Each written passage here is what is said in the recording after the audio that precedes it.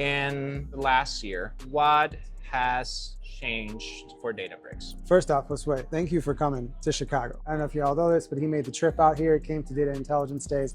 Thank you for coming out here, gracing us with your presence and your orange hat. You seem to have forgot my orange hat though at home, which is weird. Although he did give me a hoodie last time, which I fully enjoy. It's like one of my favorite hoodies now. So Databricks, 1 year ago to today, what has changed? A lot. I would say one of the big things is we've solidified Unity Catalog as the thing that you do at Databricks. It's no longer should I, it's we are. That kind of is a big transition. Now customers are turning off their Hive Metastore. They can't wait. It's kind of like a badge of honor to just turn that off, which is absolutely fantastic. A year ago, it was very hard to do a free trial on Databricks. Today, you can go to Databricks Express, sign up at databricks.com, and you can get right in after a couple seconds of putting in your email address. If you use your work email address, you get a lot more credits. Just saying, but it's great. Like that did not I learned exist. that the hard way. I bet you did. A lot of people do, actually. Working really hard to fix that internally. The money injection, what was it? The 10 billion helps a little bit for last funding round. So I would say,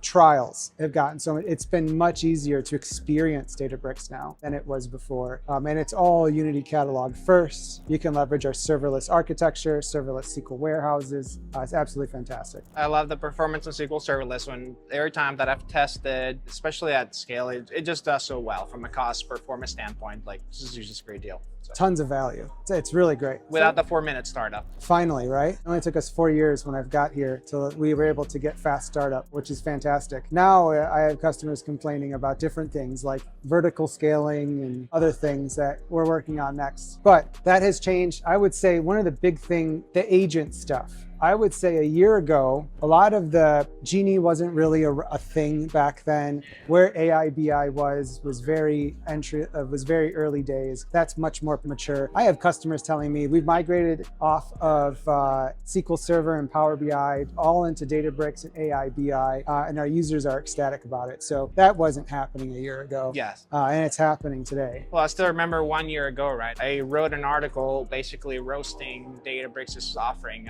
for dashboards at that point. I remember that. Isn't that when you meant like Chow? Yeah, he's been great. They took the feedback instead of harassing you on social instead of that. They took the feedback in a very positive way to actually turn it into prioritize different things to fix up, which was very nice. And I honestly did not expect it when I wrote that, because probably one of my most critical takes that I've given out, other than with Delta Live tables. But long story short, Dave, the product has come a long way. The product has come a long way. I think the market has come a long way with the agentic systems. Yeah. Just where we were a year ago to today, there's like a lot of novel expansion there. Those are big things. I want to say a small win for me, and I think the SQL users all over the world that want to use SQL on Databricks. One thing that I spent the past year championing really hard, and it was difficult because people couldn't see it from where they were sitting, and they really had to experience it, and it didn't really get a whole lot of adoption. In workflows, in Python, you can pass the results of one task to another task. And you can create kind of like dynamic flows. So you can say output here, input here, right? And you could do some really fun stuff with that. But you couldn't do it in SQL because how it's done is with DB-utils, and there's no DB-utils in the SQL language. And so I brought this up to our product team. Shout out to Gabor for listening to all my crazy stuff. And I was like, listen, can't we do this in SQL? And originally I had thought we were gonna create SQL syntax to do it. And he was like, no, I got this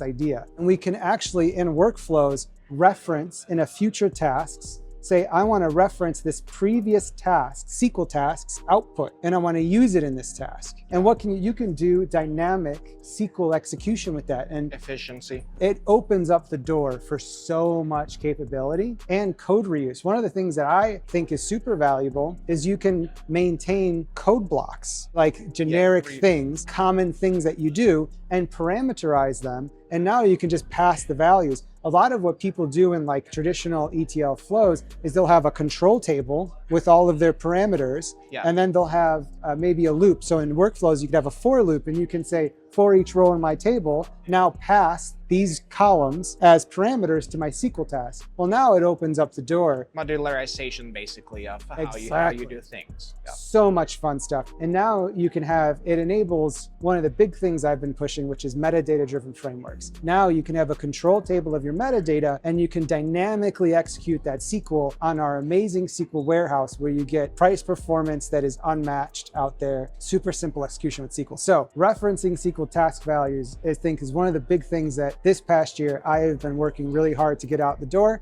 And this week you can use it today. It's GA. So go out there and check out referencing SQL task values. If you want to know how to get started, I just had one of our SAs, Justin Klapnick, produce a blog. And I've got a partner, I hope I'm pronouncing it right, Machinix. Okay. What I asked them to work on next was table triggers. Whenever in data warehousing, whenever a table gets updated or inserted into, you could spawn a trigger and say, when this table gets updated, do this thing. It's a very common thing to do in data warehouses. Now in Databricks with Delta tables, you can do the same thing with triggers. You can spawn a workflow. Think about the other triggers we have. We have file event triggers. So when file gets dropped, workflow can spawn to process a flow. Now, whenever a table gets updated, you can trigger a workflow. Basically, you can have end-to-end event-driven architecture and frameworks on Databricks. So think about like instantaneously getting updates to your data, not being bound to a schedule, and not having to keep streaming clusters on all day. I think that's the best of both worlds.